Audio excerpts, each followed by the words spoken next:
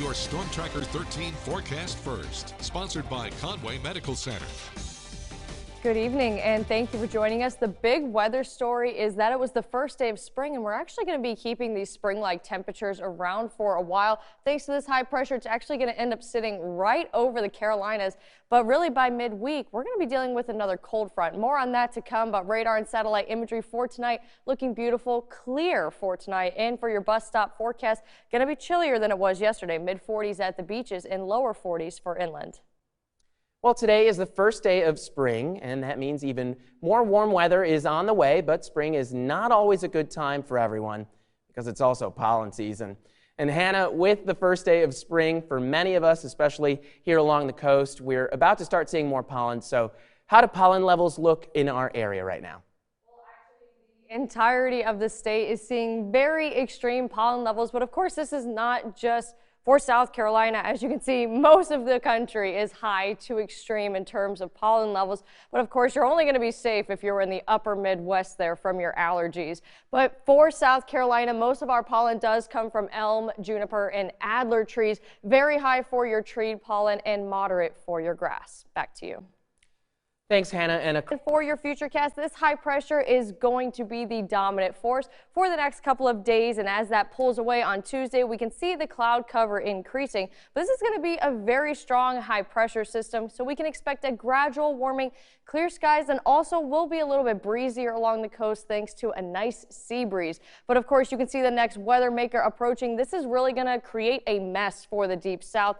The Storm Prediction Center is already rating this a level 4 for Tuesday, as it is expecting to be a tornado outbreak for the deep south. Good news is when it gets to us, as we're just going to be dealing with a cold front, and really it's kind of just going to be some pesky showers by the time it gets to us. Wednesday night, we're going to see some moderate showers near Kingstree and Lake City, but you can see it's very sporadic, very on and off, and most of the showers are light as indicated by widespread green, but we will have some yellow Thursday afternoon along the Grand Strand. And once we get into the evening time, we're going to be seeing the clouds, but those will roll away as we get into Friday morning. 8 a.m. sunny skies for your Friday. That'll continue for the day, which is the great news.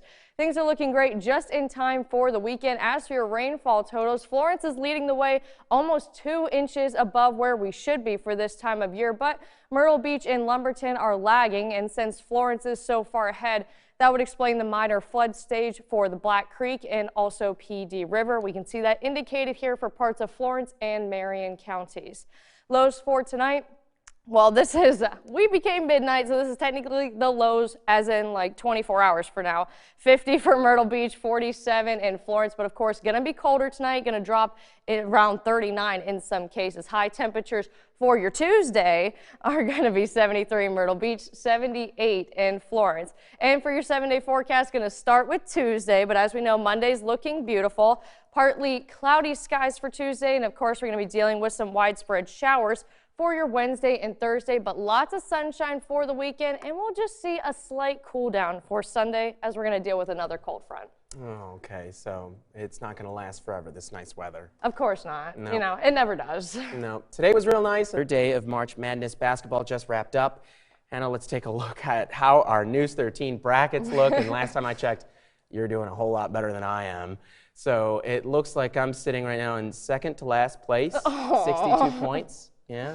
Hannah, you are, let's see. I think I'm right in the middle. You're right in the middle, yeah. What is that, 7th place, 70 points. Okay, so I'm not too far actually behind you. Yeah, but Patsy Kelly is killing it. Yeah. 84 points. Photojournalist Curtis Graham, not too far behind, 80 points. Well, my problem is my champion was knocked out, Kentucky, right in the first round. So, oh yeah, I think everybody's was. So that hurt big time. But the good news is you're definitely not going to end up in last place. We don't know that yet. We don't know that. Jessica, I don't know. Stay there if you want. Well, I can't feel too bad because there are actually no more perfect brackets left out there. And the odds of making a perfect bracket are an astonishing 1 in 9 quintillion. Yes, that's 18 zeros and 6 commas. The closest anyone has ever been was 3 years ago when someone picked the first 49 games correctly, and that's incredible because the odds of that are insane too. All right, that's enough basketball. How's the weather? I mean, it was great for pickleball today. It was a little windy, yeah. but how about tomorrow? You know, it did feel like spring today, and at least that's going to continue for the next 48 hours or so. Mostly clear tonight, mid-40s for the beaches, lower 40s for inland, but very likely we're going to see some 39s along the border belt as well. For your Tuesday, partly sunny, but still going to be pretty nice during the morning. Pretty similar to what we saw today, upper 60s for the beaches, mid 70s for inland. And on Wednesday, we are going to begin dealing with some showers, but it's going to be the warmest day of the week, actually. Oh, okay. So